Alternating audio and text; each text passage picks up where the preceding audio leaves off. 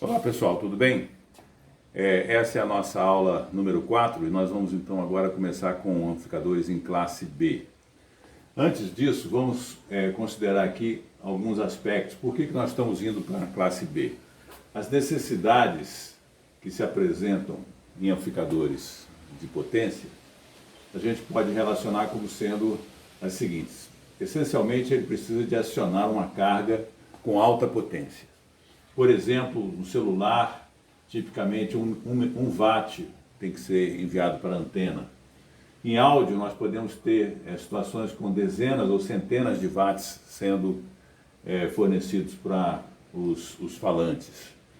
E, em geral, nós vamos estar envolvidos com altas tensões e altas correntes. As dificuldades que se apresentam: primeiro, nós vamos ter aqui resistências de carga tipicamente muito baixas. Por exemplo, os falantes podem ter resistências de 4 ohms ou 8 ohms, extremamente baixas, que seriam o suficiente para sobrecarregar estágios que não fossem protegidos para essas cargas, essas resistências tão pequenas. Isso aí, de certa forma, a gente já conseguiu resolver parcialmente com os amplificadores de topologia coletor comum, seguidor de emissor. Por quê? Porque existe um fator beta do transistor do último estágio que amplifica a resistência vista da entrada do último estágio, vista da sua base. Então, aqueles, por exemplo, 8 ohms vão ser multiplicados por um fator de beta. Se nós estivermos usando um par Darlington, pode ser um valor bastante alto, beta ao quadrado, e com isso a questão da baixa resistência fica parcialmente equacionada. Mas nós temos ainda altas correntes, altas excursões de tensão, que podem ser de alguns volts, né? Altas potências sendo retiradas da fonte, e a necessidade de dissipar potência, de dissipar o calor gerado com um sistema de arrefecimento, né? Muito bem, a questão do calor, quanto menor a corrente a corrente quiescente que estiver sendo fornecida pela fonte, melhor vai ser a questão da geração de calor. E também melhor vai ser a questão da potência sendo retirada da fonte, ou seja, da eficiência, né? Eu não quero tirar muita potência da fonte, porque senão eu vou exaurir a minha bateria ou a minha fonte de potência. Então, para melhorar o rendimento, né, a minha eficiência, eu preciso de reduzir essa corrente quiescente que é fornecida pela fonte DC. Isso vai atender a duas questões: a questão do rendimento, da eficiência, e também a questão de dissipar menos potência na forma de calor, certo? É muito possível que a gente precise, em algum momento, colocar dissipadores de calor. Mas, de fato, nós vamos ver que nas topologias mais avançadas, a questão da geração de calor também se resolve bem, simplesmente reduzindo ao máximo a corrente e a potência que é fornecida pela fonte, ok? Mas a grande motivação para partir para a classe B é realmente essa de modificar o ponto de operação. Nós tínhamos um ponto de operação que estava no meio da reta de carga, certo? Nós tínhamos uma reta de carga que envolvia uma operação que eu estou pensando na reta de carga de CC, certo? E nós tínhamos também a reta de carga de CA, que tinha uma declividade maior, né, porque envolvia uma resistência que estava escondida, entre aspas, através de um capacitor, e quando ela era considerada, o paralelo das duas resistências de carga, né, a resistência do coletor, por exemplo, a resistência do emissor e a resistência propriamente dita da carga, esse paralelo resultava num valor inferior e a declividade ficava mais mais elevada, portanto, uma curva CA, essa seria aqui a curva, ou melhor, a reta de carga, né? CA, essa aqui seria a reta de carga CC, a CA sendo a reta mais inclinada. Muito bem. O que é o problema aqui? O problema aqui é esse problema desse ponto quiescente, esse ponto quiescente que está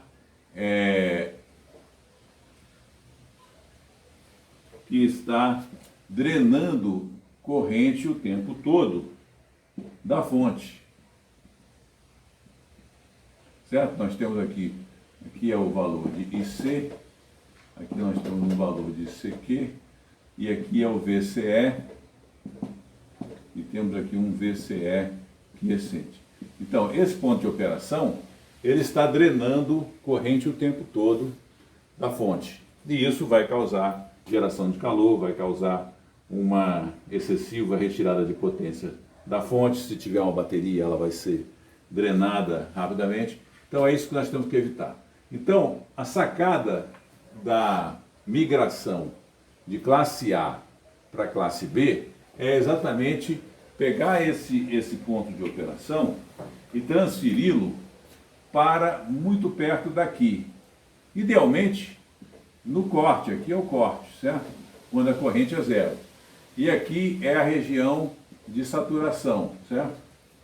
Saturação quando a tensão VCE fica muito pequena, fica abaixo da própria tensão VBE, e aí o transistor sai da região ativa, certo? E é exatamente isso que deve ser evitado. Mas a ideia de se trazer o ponto de operação para esse ponto, é uma ideia meio radical, porque o que vai acontecer? Ele vai naturalmente ter uma oscilação aqui em torno desse ponto. Quando ele for para baixo, ele não tem como ir para mais baixo, certo? Porque ele já está em corte, certo? Ele já está cortado. E quando ele for para cima, aí ele vai, de fato, amplificar o sinal. Mas então vamos ver o que acontece quando nós fazemos uma análise a partir desse ponto aqui. Quer dizer, colocando um sistema em que eu tenho a operação num ponto de praticamente de corte, certo? A corrente sendo bastante pequena. Nós vamos fazer essa avaliação e a partir daí vamos propor alternativas para usar um amplificador em classe B. O que nós vamos ver é que a gente vai ter que dividir o sinal em duas partes, no semiciclo positivo e no semiciclo negativo, e tratar cada um deles separadamente, porque não há como tratar os dois semiciclos a partir desse ponto aqui, né, já que ele está encostado ali no corte. Tá ok? Tudo bem. Voltamos já. Ok. Renovamos a nossa lousa aqui. Então nós vamos considerar o seguinte. Um seguidor de emissor, certo? Que está desenhado aqui. Vocês se recordam que a gente pode fazer a polarização de um transistor com uma fonte de corrente, que é essa fonte de corrente que está localizada aqui. Tem uma corrente de 32,5 mA, certo? Esse é o exemplo do Razavi, tá? Nessa parte aqui eu vou utilizar um pouco o Razavi e depois nós vamos voltar para o Malvino. O Malvino eu acho que tem uma apresentação muito didática, talvez vocês tenham observado isso também. Então nós vamos voltar para o Malvino, mas essa apresentação aqui do Razavi é bem interessante. Vamos considerar o que acontece quando eu tenho esse transistor, tem aqui uma tensão de entrada, a tensão de saída está sendo tirada daqui, e eu tenho uma carga que é uma carga de 8 ohms, certo? Esse RL aqui de 8 ohms, ou seja, carga típica de resistência de um falante. Muito bem. Essa corrente que está sendo drenada, ela naturalmente está puxando uma corrente que pode estar vindo desse ponto aqui. Percebam que eu tenho duas fontes permitindo então uma excursão negativa nas tensões, eu tenho aqui uma fonte VEE de menos 5 volts e uma fonte VCC de mais 5 volts, certo? E a carga está conectada com o terra aqui através de um resistor. Muito bem. E o Vout é tirado desse ponto. Notem que o VCE não é o Vout, certo? O VCE é a tensão que existe entre o Vout e o VCC, certo? Então... Ok, pessoal. Como eu ia dizendo, percebam que o Vout ele é tirado desse ponto e o VCE não é o Vout. O VCE é o VCC de 5 volts menos o Vout, certo?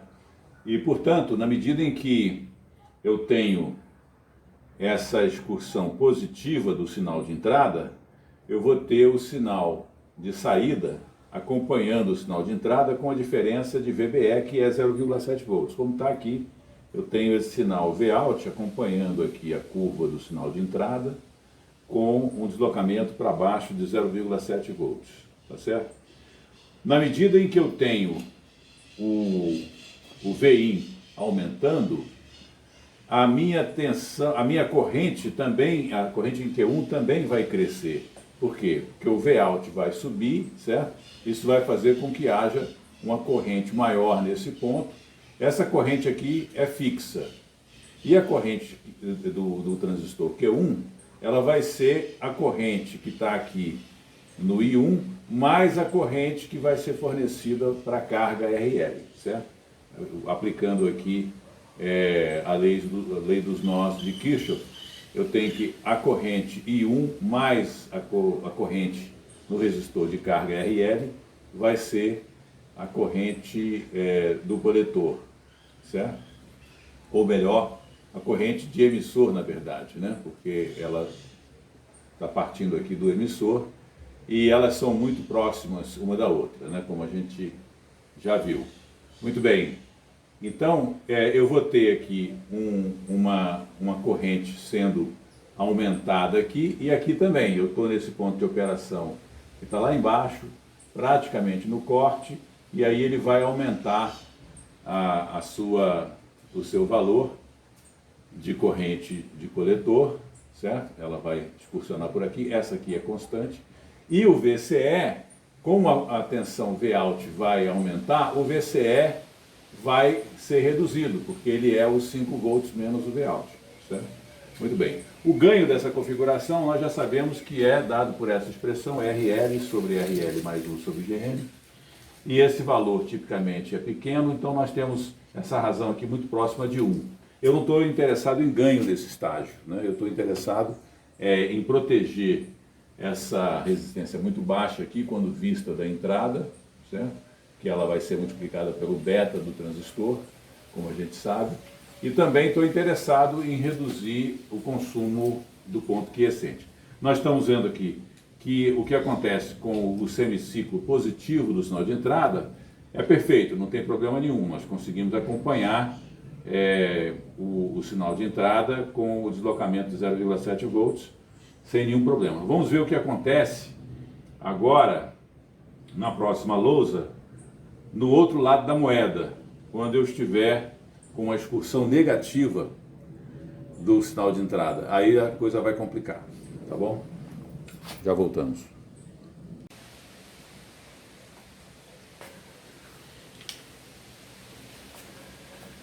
Pessoal, antes de passar para a próxima lousa, eu queria ressaltar aqui alguns aspectos. Eu comentei de colocar o ponto quiescente de operação lá embaixo. Na verdade, com essa configuração, ele está numa corrente quiescente de 32,5 mA. Ou seja, não está no corte, mas está muito próximo do corte. E essa corrente é o que está polarizando o transistor. Ele precisa ser polarizado, né, para funcionar. Muito bem.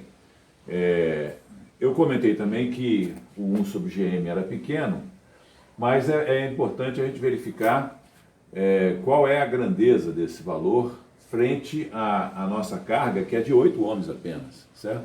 Mas verifiquem, o GM é o IC quiescente dividido por 26 milivolts. O IC é 32,5 miliamperes.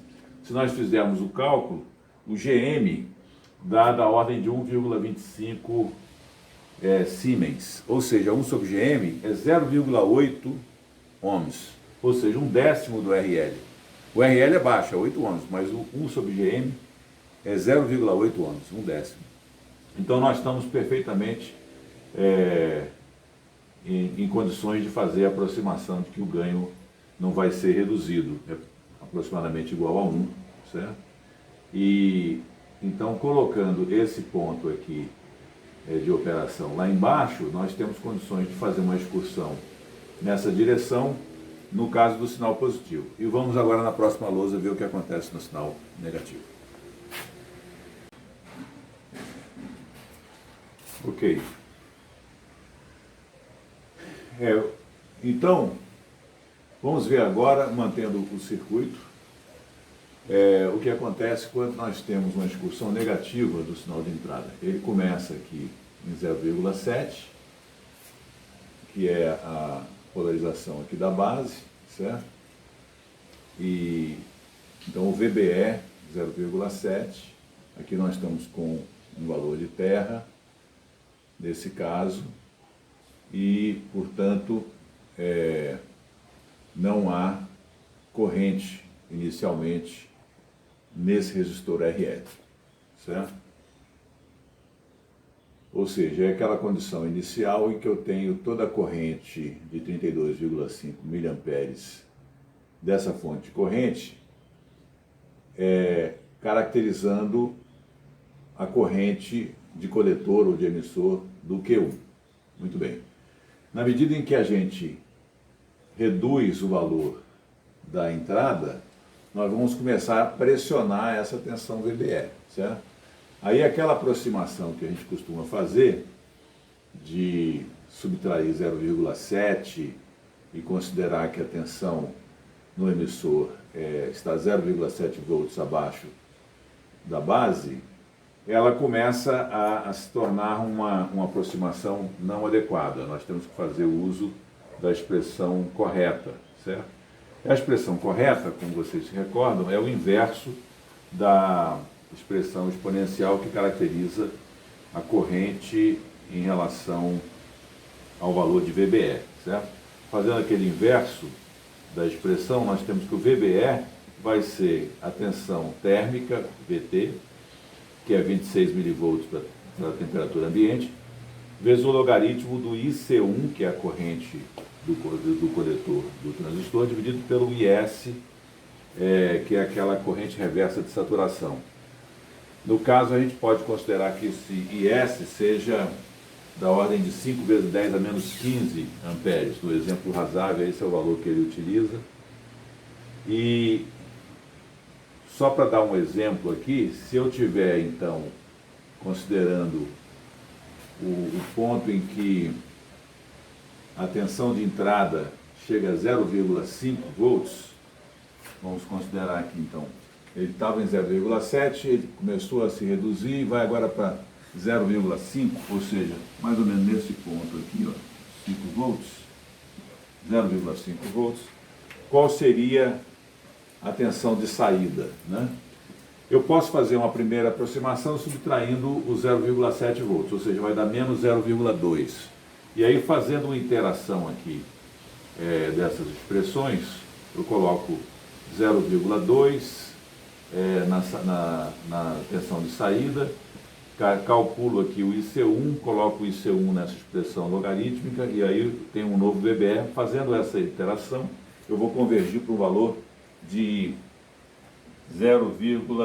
menos 211 milivolts, ou seja, menos 0,211 volts, que não é ainda o final da excursão. O final da excursão vai se dar quando a entrada estiver a zero, e aí eu vou estar com um Vout de menos 0,26 volts, e o que acontece é que na medida em que o VIN vai descendo, o Vout vai então também se reduzindo, mas ele não se reduz da mesma proporção. Ele não consegue acompanhar aquela curva de declividade 1 que nós tínhamos antes, né? O ganho era 1, então nós tínhamos uma curva de declividade 1. Nós subimos aqui o valor de V1, de VIN, e a saída, ela acompanhou a subida, mas na descida ela não consegue acompanhar. E o que vai acontecer é que vai chegar num ponto em que o Q1 vai ficar totalmente cortado, certo? A corrente vai ficar realmente em zero, né? Se nós observarmos aqui aquela reta de carga, ela originou-se aqui nesse ponto crescente e ela vai até, então, até o zero, certo? Muito bem. Nesse ponto eu vou estar com uma tensão de saída de menos 0,26 volts, que é essencialmente a tensão que vai se verificar aqui no RL, considerando que agora a corrente está sendo totalmente drenada pelo RL. Não existe mais corrente aqui no Q1, ele está cortado. Então esses 32,5 miliamperes dessa fonte de corrente, elas estão sendo fornecidas através do resistor RL, no sentido oposto ao que era antes. Por conta disso, a tensão então fica negativa, a tensão no ponto Vout fica negativa, mas ela fica negativa levemente, ela não consegue realmente acompanhar a excursão negativa do VIN.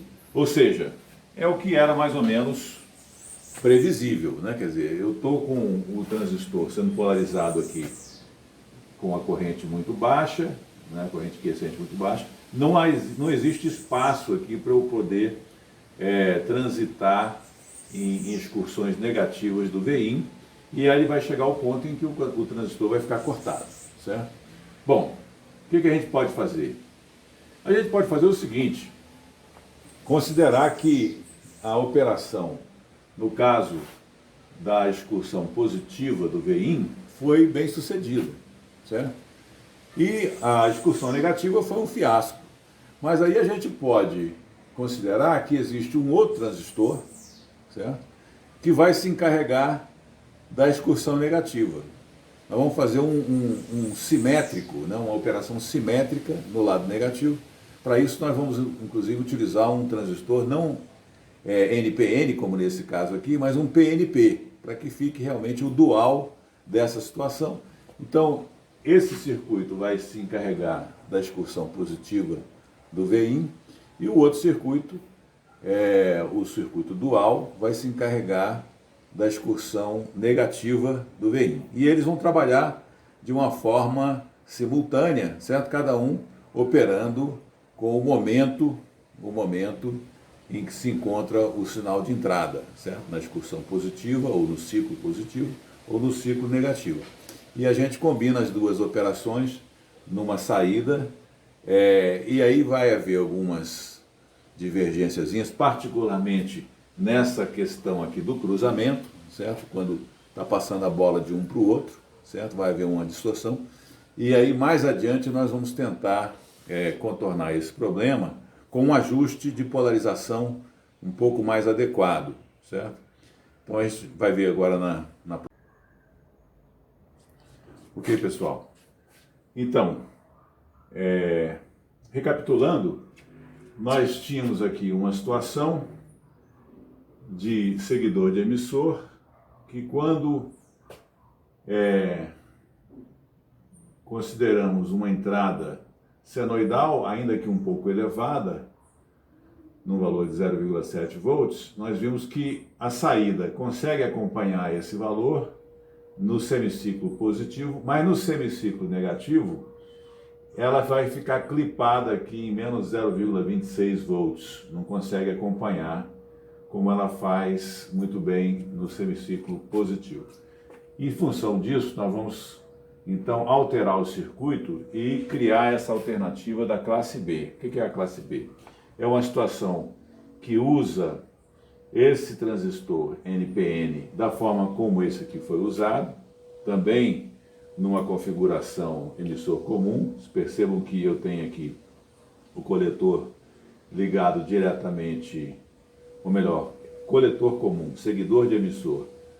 O coletor está ligado diretamente aqui ao VCC, certo? E a saída ela está sendo obtida aqui do RL, dessa vez através de um capacitor, certo? Tem aqui, então, o Vout. Essa é retirado aqui do emissor desse primeiro transistor. Mas eu tenho agora um segundo transistor, que é um PNP, que vai fazer a operação dual, certo? Então, quando eu tiver um semiciclo positivo, eu vou ter aqui uma corrente que vai ser utilizada, esse transistor vai estar em corte, e aqui eu tenho uma corrente que vai ser usada para alimentar a carga. No semiciclo negativo, esse aqui vai entrar em corte, e eu vou ter então uma corrente que vai alimentar a carga agora no sentido oposto, certo? A corrente vai se alternar aqui nos dois sentidos na carga, através desse capacitor. O que é interessante é que se eu fizer a montagem dessa forma e colocar um capacitor aqui, a nossa reta de carga vai ser como a reta de carga CA, nossa reta de carga CA, que é aquela que considera esse capacitor como um curto, ela vai ser como a de antes. A reta de carga referente a esse transistor, né? Cada transistor vai ter uma reta de carga e elas vão ser duais. Mas a reta de carga desse transistor no modo CA vai ser a mesma de antes. Mas no modo CC, por conta desse capacitor, ela vai ser uma vertical. E isso vai criar uma certa dificuldade na polarização dessa topologia de classe B, certo? Porque eu posso ter, embora eu esteja estacionando o ponto de operação aqui embaixo, né, num valor bastante reduzido, quase em corte, em princípio na classe B seria em corte, né, mas depois nós vamos ver que a gente pode colocar isso quase em corte para ter algumas vantagens, mas existe uma possibilidade da situação desandar, ou seja, esse ponto de operação começar a excursionar aqui, e aí não tem mais limite de corrente. Por quê? Porque eu não tenho nenhum resistor aqui em CC, né? A parte de CC não vê esse capacitor e não vê esse RL. Então, não existe nenhum resistor que possa limitar a corrente, e aí eu posso ter uma corrente subindo bastante alta e eventualmente queimar o dispositivo, certo? Muito bem, então para isso, para evitar essa situação, nós temos que ter muitos cuidados aqui nessa polarização, certo? Eu tenho aqui a polarização, o VCC, e aqui eu estou alimentando com menos VCC, que seria a tensão aplicada ao coletor do PNP, e o VCC aplicado ao coletor do NPN, e eu estou tirando aqui a carga entre esse ponto intermediário e a terra, certo? E a tensão de terra. Muito bem. Esses resistores, então, aqui nós vamos ter que fazer ajustes, inclusive, particularmente nesse R2, nós vamos tomar um certo cuidado para que não haja essa possibilidade de um crescimento descontrolado da corrente. Ok? Ok, pessoal. Vamos ver, então, o que acontece com o sinal quando ele é aplicado a um circuito classe B como esse. Nós temos que no semiciclo positivo, nós vimos que o Q1 fica ligado e existe aquela redução aqui de VBE de 0,7, certo? Ou seja, ele vai acompanhar a entrada, o Vout vai acompanhar a entrada, Vin, com o deslocamento de 0,7 para baixo, certo? Então ele vai fazer esse percurso até um certo ponto, quando começa a ver a perda de polarização do transistor Q1, certo? E vai haver, então, no ciclo negativo, uma situação dual com o transistor Q2 ligado, quando nós tivermos o Vin bastante negativo, abaixo de menos 0,7 volts, certo? Aqui na base do Q2. O Q1 vai estar cortado e o Q2, então, vai conduzir, certo? Eu tenho o Q2 ligado aqui conduzindo e eu tenho então o ganho de 1 nessa fase. Ou seja, o ganho ele vai ter um valor que vai convergir para 1, tanto para tensões mais altas e mais baixas, Mas aqui nesse intermezzo aqui, vai haver uma redução do ganho, ele vai a zero. Ou seja, na verdade, se nós estivermos acompanhando aqui essa curva, eu tenho o V-out descendo aqui até um ponto em que ele não consegue acompanhar mais o V-in, ele fica zerado e aqui ele passa a conseguir acompanhar o V-in, mas com um deslocamento, certo? Então percebam que essa curva aqui, ela tem um deslocamento de 0,7 para baixo, e essa outra curva, do lado negativo do V-in, ela tem um deslocamento também, só que agora é para cima, certo? O V-in ele está acompanhando aqui o que seria a reta identidade, né? X igual a Y, tá? E agora ele vai ter um deslocamento para cima com o Q2 ligado por conta da polarização do diodo do transistor PNP, certo? Que tem um deslocamento aqui para cima, ok? Então aqui um deslocamento para baixo, aqui um deslocamento para cima. Isso vai criar uma zona morta aqui na transição que causa uma distorção chamada de crossover distortion, né? Distorção de cruzamento. Ou seja, é um aspecto que tem que ser corrigido na alternativa classe B, que é muito simpática em termos da utilização da reta de carga de uma forma eficiente, mas ela cria essa distorção particularmente nas tensões mais baixas, né? Entre menos 0,7 volts e mais 0,7 volts. Isso tem que ser corrigido de alguma forma. Nós vamos ver que tem uma forma bastante boa de corrigir isso e também de evitar aquele crescimento descontrolado da corrente que pode acontecer na questão do ajuste da polarização. Ok, pessoal? Nós falávamos então da distorção de cruzamento. Esse gráfico aqui representa melhor o que pode acontecer. Na curva em vermelho eu tenho o V-in, certo? Que é aplicado então a entrada do classe B, e eu gostaria de ter idealmente uma réplica desse V-in, mas agora numa situação de potência mais alta, considerando que eu tenho uma resistência de carga que pode ser uma resistência bastante pequena. Então eu vou precisar de correntes mais altas, certo? Muito bem.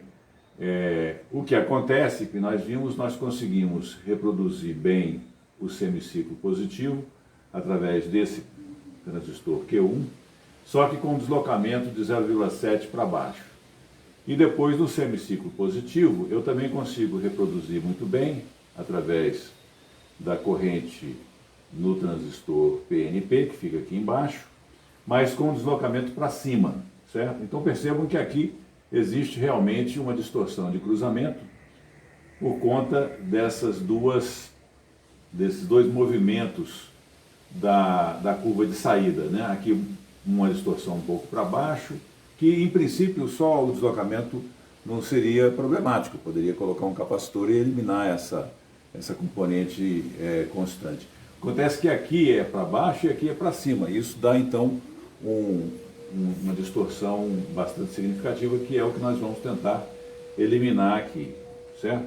Esse circuito aqui então é o classe B original, em que eu tenho uma tensão aplicada aqui às duas bases, certo? Percebam que ela está aplicada, o V-in está aqui aplicado através de um capacitor entre terra e esse ponto, certo? Ou seja, eu tenho aqui uma excursão que vai oscilar em ciclos positivos e negativos em relação ao terra. Mas os transistores estão devidamente polarizados com um VCC aqui, um valor positivo, e um menos VCC desse outro lado para polarizar o transistor PNP, certo? Então está tudo muito bem. Para eliminar essa distorção de cruzamento, o que eu posso fazer, numa primeira solução, é colocar aqui entre as duas bases um distanciador, certo? É como se eu colocasse aqui alguma coisa que colocasse as duas bases não no mesmo patamar, mas distanciadas, e aí eu posso colocar aqui uma pequena fonte, mais e menos, certo? De que valor? Do valor adequado para ajustar as duas tensões base emissor dos dois transistores. Como cada uma delas é da ordem de 0,7, eu poderia colocar aqui uma tensão de 1,4 volts para fazer esse distanciamento. Aí eu estaria dando uma subidazinha aqui nessa curva do lado positivo e abaixando a curva do lado negativo, certo? Bom, em princípio essa é uma solução, mas não é muito prático você ter uma fonte colocada assim no meio do circuito, certo? Nós vamos ver uma alternativa para utilizar com resistores de polarização e um pouco mais adiante, diodos de polarização, que vão prover um pouco daquela proteção contra uma excursão descontrolada das correntes. Ok? Na próxima lousa a gente ilustra isso. Ok, pessoal, então nós falávamos de uma alternativa a colocar uma pequena bateria ou uma pequena fonte no meio do circuito para distanciar as tensões entre as duas bases, né, dos dois transistores do push-pull, né, um empurra, o outro puxa, né, push-pull. Uma alternativa é colocar dois diodos. Essa é uma alternativa muito interessante, por quê? Porque o diodo ele vai ter na sua operação em polarização direta uma tensão aqui que é semelhante à tensão da junção base emissor do transistor, em torno de 0,7. Então isso vai fazer com que haja aqui parte desse distanciamento que eu preciso. Se eu colocar mais um, eu completo então o distanciamento de aproximadamente 1,4 volts para as duas bases. Só que dessa forma como está aqui, a tensão de entrada está sendo acoplada aqui a partir do terra, através de um capacitor, né? Tá tudo bem, só que tem o seguinte, eu preciso de polarizar esses diodos, né? Eles estão aí meio no ar, né? Não tem ainda uma polarização adequada para eles. Isso pode ser conseguido, eu tenho aqui um VCC, eu posso colocar aqui, o Razavi faz essa alternativa, eu posso colocar aqui uma certa fonte, certo? Que polarize esses diodos e então mantenha os dois transistores com um distanciamento entre as bases, certo? Verifiquem o seguinte, que a situação anterior, ela tinha uma polarização que poderia ser considerada adequada para os transistores, porque eu estou aqui com a tensão de entrada aplicada através de um terra, certo? E eu tenho tensões menos VCC e mais VCC nos dois extremos do circuito, aqui nesse coletor do NPN e no coletor do PNP, certo?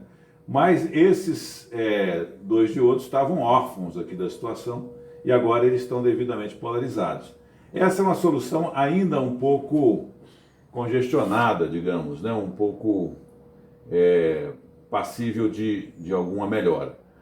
Na próxima aula, nós vamos verificar o seguinte, como que a gente deve fazer essa polarização, começando com uma polarização à base de resistores, e que aí nós vamos ver que há aquele problema da possível variação descontrolada da corrente de polarização, e por conta disso nós vamos trazer de volta os diodos, mas numa configuração que vai envolver outros resistores, ok? Vamos também na próxima aula fazer um pouco das considerações de potência, né? Qual é a vantagem que nós estamos observando aqui nesse circuito, né? Nós estamos, na verdade, sacrificando a linearidade, né? Criando um circuito novo passível de distorção no sinal de saída, mas isso é o preço que nós pagamos, né? Nós vamos tentar corrigir a distorção com esse ajuste aqui da polarização, mas a vantagem que nós estamos obtendo é uma eficiência melhor. Nós vemos que no caso de classe A, mesmo com uma saída de coletor comum, seguidor de emissor, para isolar as baixas resistências da carga, mesmo nessa situação, nós conseguimos eficiências da ordem de 0,25%, que são eficiências baixas. Com essa alternativa aqui, nós vamos conseguir eficiências que se aproximam de 0,8%, certo? Ou seja, 80% é bastante razoável, né? Nós vamos ver, na verdade, se aproximam de 0,8%, elas teoricamente são da ordem de 0,78%. Nós vamos ver essas considerações de potência e alternativas que fazem com que essas eficiências mais altas sejam realmente, efetivamente obtidas na prática. Ok?